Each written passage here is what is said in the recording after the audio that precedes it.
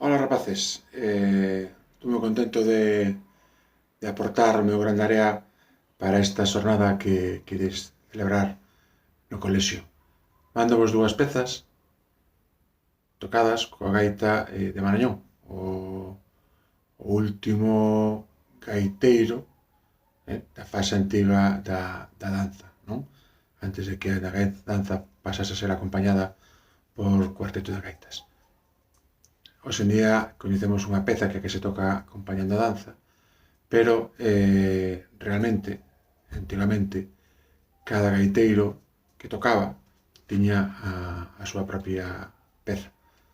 As pezas tiñan que reunir unha serie de características e cada gaiteiro pois, tiña unha. Igual que che poden pedir unha muñeira ou unha sota para bailar, pois tiñas que ter no teu repertorio unha peza para unha danza gremial. Neste caso, a danza de espadas.